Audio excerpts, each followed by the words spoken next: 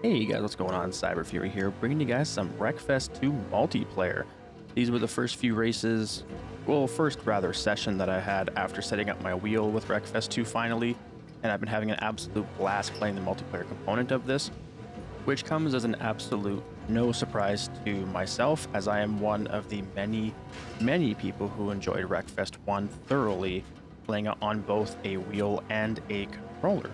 So I'm very happy to see Wreckfest 2 basically evolving into the same vein that Wreckfest 1 was, just with some improvements along the way, and it's been an absolute joy to see this coming along so far in its development.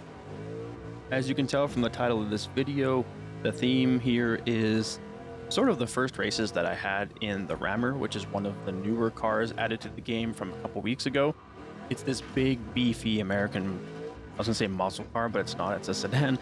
I believe it's based on the Chevrolet Caprice, and it's one of those cars where you drive in Wreckfest and you don't really worry about being wrecked really on track. And speaking of becoming wrecked, we come around the corner here and see somebody flipping. We react just in time, but the guy in front of us, let's take another look at that. Oh my, meeting the new tire pile physics of this game. Not a fun time here as the, I'm gonna call it the Froggy Mustang here, and it comes in beside us. I don't know why I want to call it the Froggy Mustang. It just, that color scheme makes me think frog for some reason.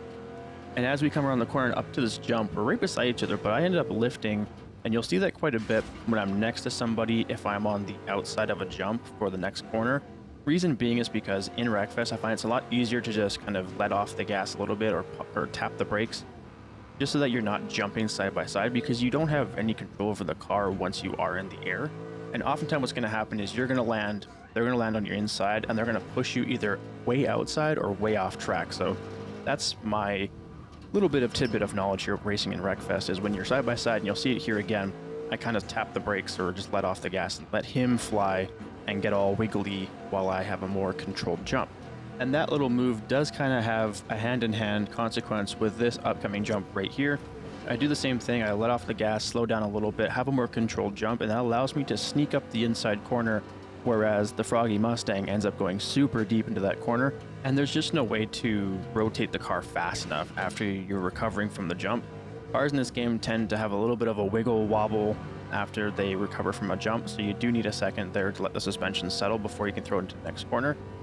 As a result, move was made, we were able to hold that and end up being 5th place. And the start of that race was kind of my fault. I was busy screwing with my recording software, threw myself into a last to first challenge, and got about halfway up the field, so can't complain too much. On to race number 2 here. We are at the Oval, which is a scary track, or at least has the potential to be a very scary track with its design, where you have both directions of traffic converging at one central point. Gonna be carnage happening here, and you'll see a little bit of that later on. Speaking of carnage, we just saw the replay of the guy that I ended up going wide into, slamming into the barrier, and then he slams into the people behind him, and then I almost do the same thing under my own volition. Fortunately, I'm able to recover slightly, and I just received a tap on the bottom for it. So nothing catastrophic here so far to start the race for us. Fingers crossed though, because things do change very quickly in Wreckfest. As you can see here, I do end up getting bumped here. Luckily, there's a car wide that ends up kind of catching me and straightening me out a little bit, and that helps me maintain my composure. However, McLovin does go up the inside as we see somebody getting absolutely smoked in the rear quarter panel as they're trying to cross. That is exactly what makes this track scary, is that potential to happen to anybody on the grid. It's not just the people in the front or in the back that are at risk, it's literally anybody you can think of. And it creates this weird dynamic where you're hoping that the guy in front of you gets smoked like that. Meanwhile, the guy behind you is thinking the exact same thing about you. So every time you round the corner, you kind of keep your fingers crossed, make sure that no one is aimed at you or coming for you. Unlike this poor guy, nobody came for him. The only person willing to catch his trust fall was the loving embrace of the concrete barrier. And that is the beauty of Wreckfest racing right there, is nobody really caring too much about the fact that, ooh, you bumped me, ooh, you did this, you did that. It's just nice, dirty, hard-fought racing. As we can see, the pack behind heating up in terms of the battling there. I'm hoping that they'll continue to do so while I try and catch the pack in front. In the meantime, I'm going to try and enjoy this bubble that's formed between these two packs battling while I try to strong arm this car around these corners, which isn't as easy as it looks, if it looks easy, and try to avoid wrecks like that. Let's take another look at that in just a moment here. Coming around the middle, bang.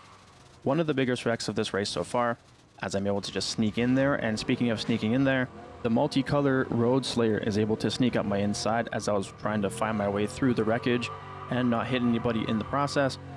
Losing me a spot, he was able to break free from the pack behind, so I have a new target to try and catch. The problem with this car, as I was saying before, while it is big and beefy, it is an absolute boat, which makes it hard to maneuver around corners like that, as we can see somebody getting a good old smack up on the bum from the barrier there.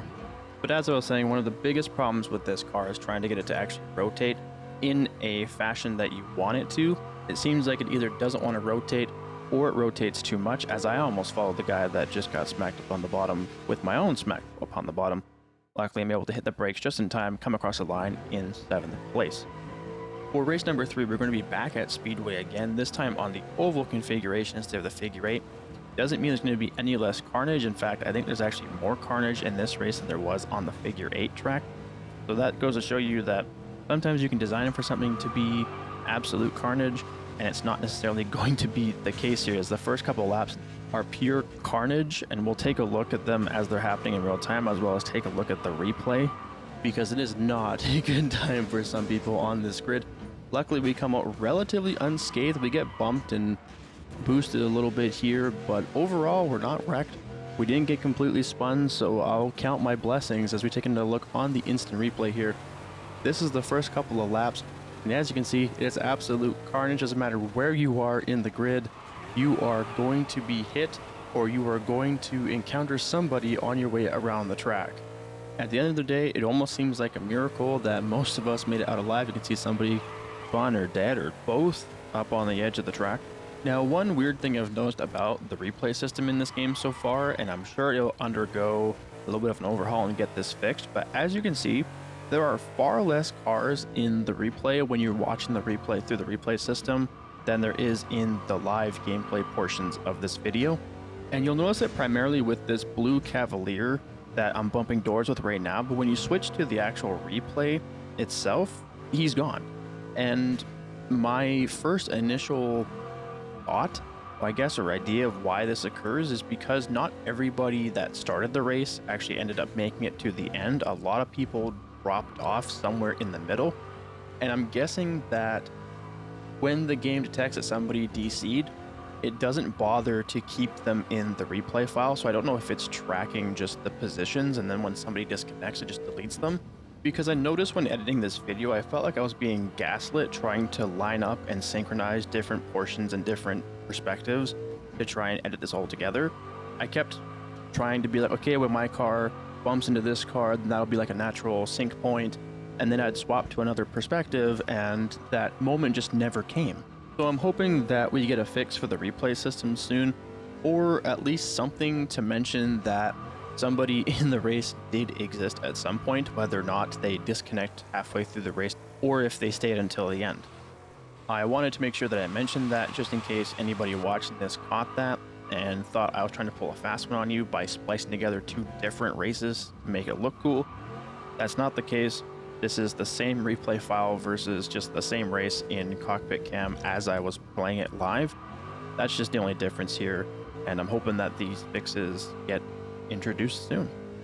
Speaking of different camera angles and perspectives, let me know down below if you enjoy the splicing together of the different camera angles and different perspectives, or if you'd rather see just the full race, or what I want to show from the race from just cockpit cam and not jump around a bunch like I have in this video. The first race was kind of a no HUD, realistic, quote-unquote, view of the car.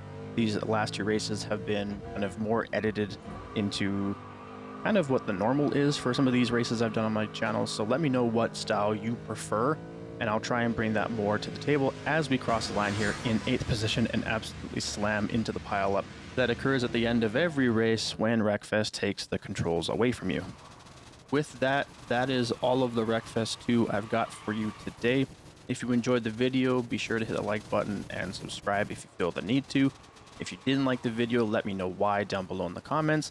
If you have some improvements or critiques you want to make about the video or the driving you've seen, also feel free to leave those down below. I'm always looking for more helpful tips to help improve my driving and editing abilities, so anything that you can think of is welcome. Either way, thank you so much for watching. I really do appreciate you finding my little slice of the internet. And if you got any enjoyment out of this video, I will hopefully see you around the channel. Have a fantastic day or night, depending on where you are in the world and when you're watching this video, and I will catch you in the next one. Peace.